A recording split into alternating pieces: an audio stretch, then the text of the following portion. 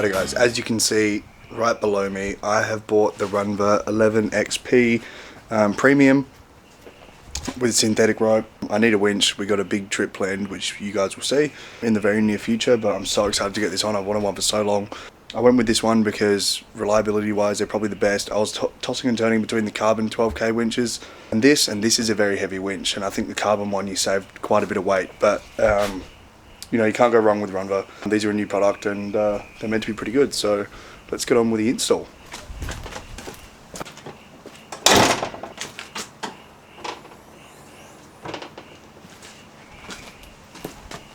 Alright, first things first, this has to come out, which is just 1, 2, 3, 4, 5, 6. It's actually meant to have 7, but I lost that one. And then that just pops out, 2 clips at the bottom, and I'll pull these cables through, and then we should have all the room we need to fit the winch in there. I'm hoping. I don't want to take the bar off, but we'll have to wait and see.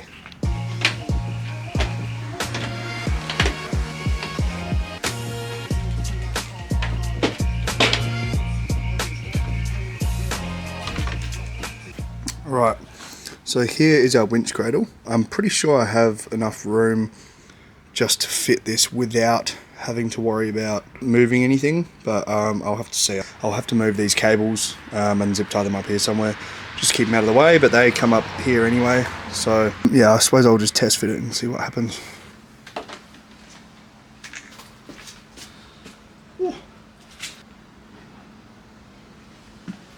So she fits, which is awesome, and I think those bolts line up too, which is great because these ones should be a little bit over, which they are, so I think that fits properly, which is brilliant.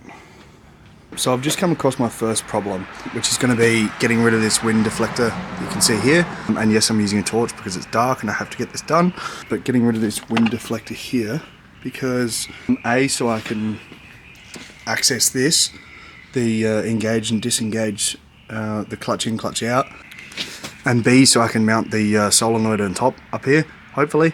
But yeah, I mean, that's not a really big issue because I can't fit the solenoid on top of the actual winch because that will interfere with the grill. So yeah, that's the first issue, so I'm going to pop that off now.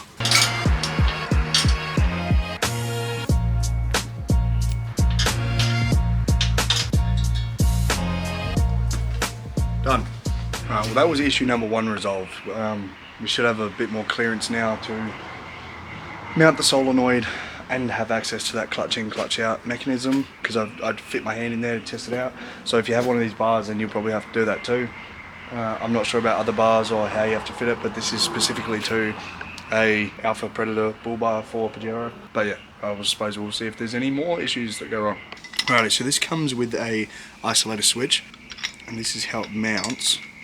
So it sits like that, but I have to mount this somewhere in the cab, in the engine bay. So I'll show you where I'm thinking about mounting this. A little modification to this and it'll fit perfectly fine on the car. So if I get this bracket, these holes are just too short to fit there in the factory bolts. So I'm thinking if I drill another hole here, I'll measure these holes out, and then that'll sit there, and then the isolator switch will sit like that, and then clears the bonnet and everything, and then run the power straight to the battery.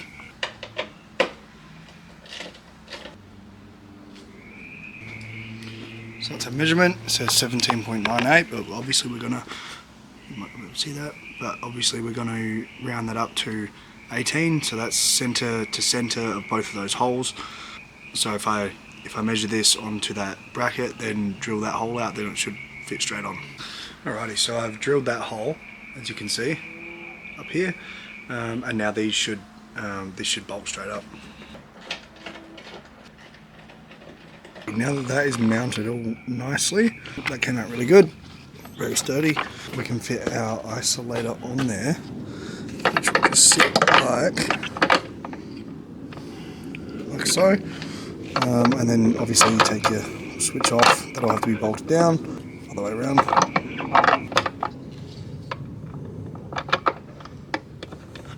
Off, on, or vice versa, I don't know, we'll say it on there. So that's how that'll be mounted.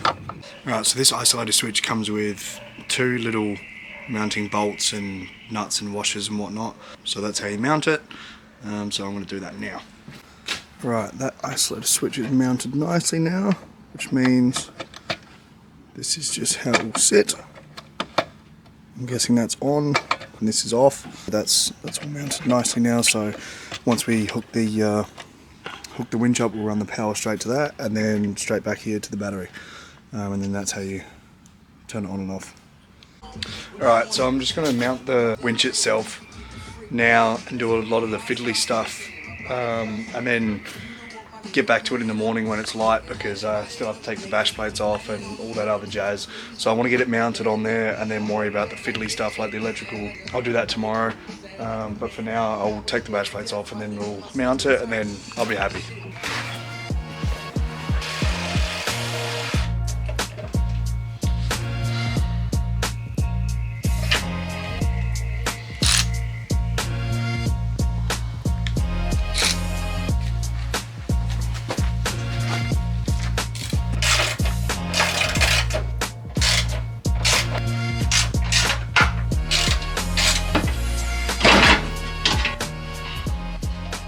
Now with this winch, on the bottom of it where you mount it, here's your mounting holes, and then a nut goes in each one of these, and then you drop it down, tighten it up. So I'll put the nuts in here, drop it in, and then tighten it up.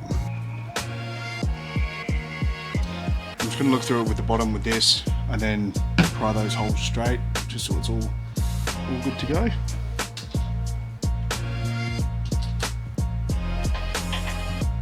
That actually lined up almost perfectly first try, so that was pretty good. Alright, from down here, this is what you should be looking at. You've got 4, and here's a number plate right here. Got 4 mounting holes right there, and that went in super smoothly, surprisingly. So we'll tighten them down. They've got spring washers on them and regular washers, so tighten them down. And then the winch itself is mounted. Alright, so it is the next day and I've run into my first issue already. Since getting this winch mounted, I was going to have the solenoid sitting here, but obviously that's way too close with those wires coming down here, and I don't like that. So I'm going to have to sit it up here in the middle. And then the earth cable is, I'm probably got about 1 millimeter to play with to get up underneath, under here. So I'm going to have to mark out where I'm drilling here and just mount it that way. But I can't really see any other way of doing it. It's not going to fit in here, and it's going to be too close to the actual winch itself, so I'm going to have to do it the other way. I might be able to mount it up under here somewhere, but I'm not going to worry about that. It's just going to go up here.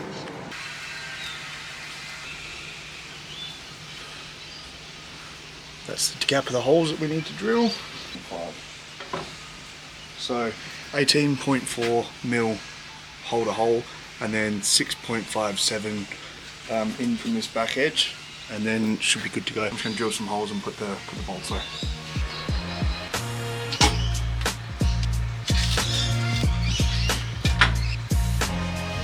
Use a center punch that first one, and then measure that gap, which was, I'll look back at the video and see it, but then we'll measure that and then punch that one and then drill them out. Alright, now that we've got it marked out, you can see punch hole there, punch there, that's as far as it sits in. So I'll drill these holes out, and then that will line up with these 2 holes, the middle ones, and then we can just mount that straight on there.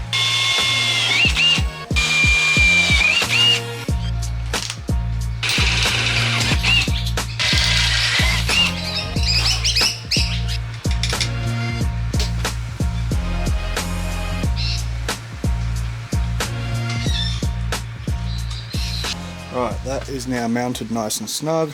Those cables are a bit of an eyesore, but I'll probably put some like sheathing around them to clean them up a little bit down the track. Now this is going to be a bit of a bastard, because underneath there is the ground wire. And I have no idea why they put it all the way down there, but it's going to be a bit of a prick. So I'm going to have to try and mess around with that a bit, and I'll let you know how it goes. Alrighty, now it might be hard to see, straight through there is the earth, which there's not much wiggle room under there, but I finally got that on there. It's a 13 mil nut. There's not as much wiggle room here as I would have liked, but it's not like it's not tight. But and then you have to run this earth comes with it straight to the battery, and then hook these up. Hook the power line from the isolator switch straight to the battery, and then Bob's your uncle. It should pretty well be ready to go. Now I've just realised that I've actually made a pretty big mistake here, and that is I didn't disconnect the battery before I started, which usually I tend to do all the time, but I started late last night and I just completely forgot about it. So always disconnect your negative terminal. So it's a bit late to start now, but I'm going to do that now and then run the rest of these cables. Better late than never, right?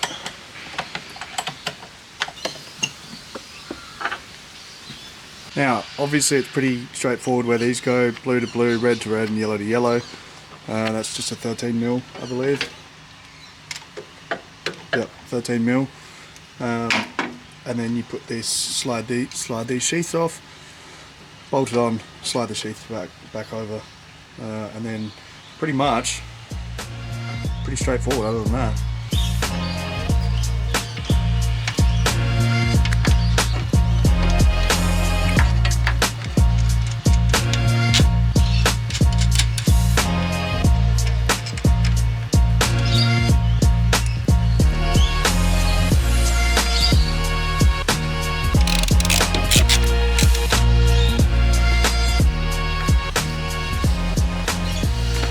Right, so they're all tight now. That's good.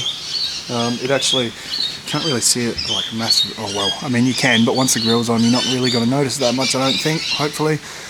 So now, what's left to do is, I've run out of a lot of space here, unfortunately. I don't think I can get the cable down there because there's already cables down there, but I've got to tighten this up, hook that up, and then run the other lead from there to the positive terminal, and then pretty much put this terminal back on, and then it's pretty much good to go. It's a 17 mil.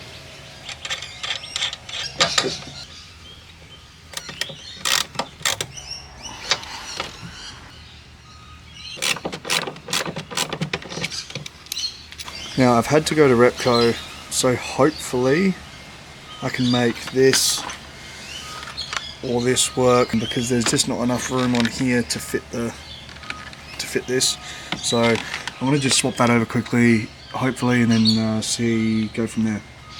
Alright, now I've swapped that over and I've been able to fit that on. I'm going to have to get a bus bar at some point, because that's not ideal having all those terminals hanging out there, but yeah, so I'll put this on. I'm just going to tighten that down.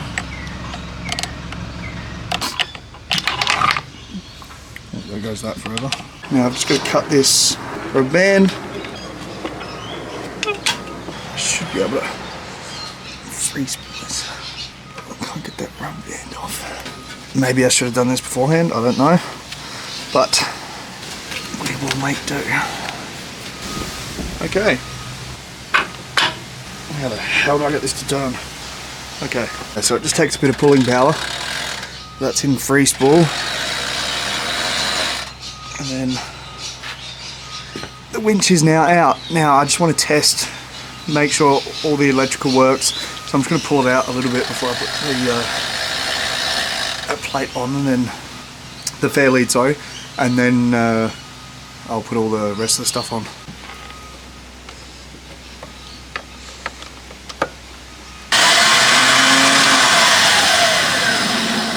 Okay, it works. Cool. Very good. So I did that right, which is good. Honestly, it looked a little bit daunting when I got it, but it was actually pretty simple. I've got to neaten up this wire somehow, but I've got so many different cables running underneath here, and so that just wouldn't fit. I might be able to run that up under there actually, but yeah, cool. No, I'm happy with that. Alright, now I don't have an Allen key that big for some reason, so I do have a T50 Torx bit, and that works. But I would always recommend using the right tool.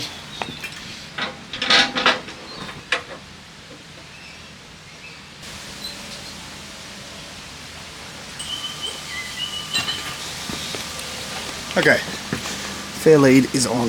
Now I just have to get a hook and sit flat, hopefully. But happy with that.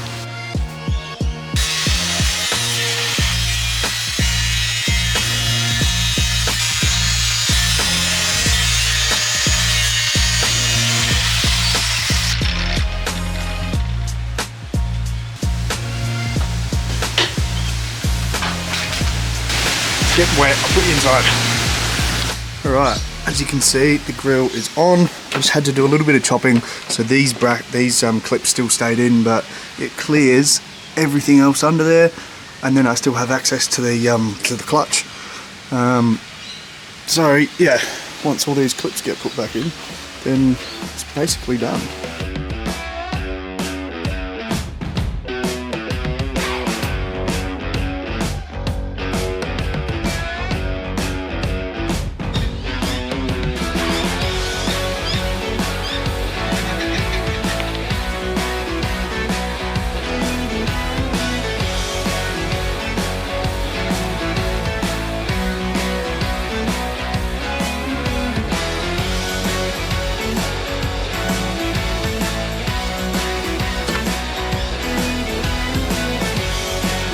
Alright guys, well thank you for watching. That was a really good little modification to add to the car. Like I said, I did this for a reason though. I didn't really plan on spending that much money, but I needed it for what's coming up this week, which is super exciting, which you guys will see. But thanks for watching. If anyone has any questions, just leave them in the comments below and I'll try and get back to it as good as I can. Pretty daunting, it felt daunting when I started it, but it went together like anything. It's actually pretty easy. So yeah, thanks for watching. Like, comment, subscribe, it means a lot to me. And yeah, cheers guys. Yo.